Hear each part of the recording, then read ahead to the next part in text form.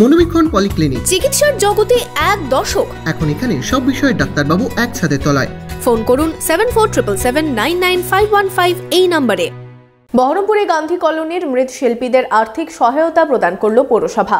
বুধবার বিকেলে চেয়ারম্যান নারুগোপাল মুখার্জি মৃৎশিল্পীদের এই সহায়তা তুলে দেন।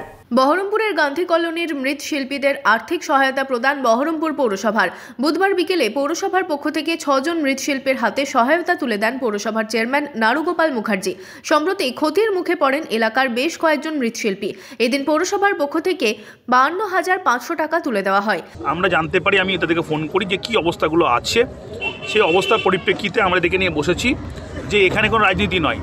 যে ঘটনা ঘটেছে তার জন্য দোষী ব্যক্তির একবারে কঠোরতম শাস্তি হওয়া উচিত। সেটা পুলিশ অলরেডি তার মতো করে চেষ্টা করছে, আইনে আদালতের মধ্যে দিয়ে তার শাস্তি হবে। অন্যদিকে এই ব্যক্তিগুলো, এই গরিব মানুষগুলো যে ক্ষয়ক্ষতি হয়েছে সেই ক্ষয়ক্ষতিটা পূরণ করবে মমতা ব্যানার্জি নেতৃত্বাধীন যে সরকার আছে, পৌরসভায় একটা সরকার, সেই সরকার এই সাপোর্টটা দেবে, সবাইকে দেয়, এখানেও দেবে।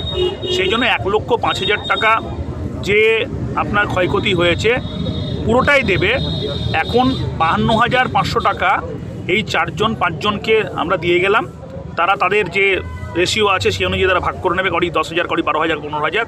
বাকি টাকাটা সরস্বতী পুজোর দিন আগের দিন দিয়ে দেবে। পৌরসভার পক্ষ থেকে আর্থিক সহায়তা পেয়ে খুশি মৃৎশিল্পীরা। দেখুন স্যার, আমাদেরকে লকডাউন থেকে দেখছে এবং আমাদেরকে যথেষ্ট দেখে যায়।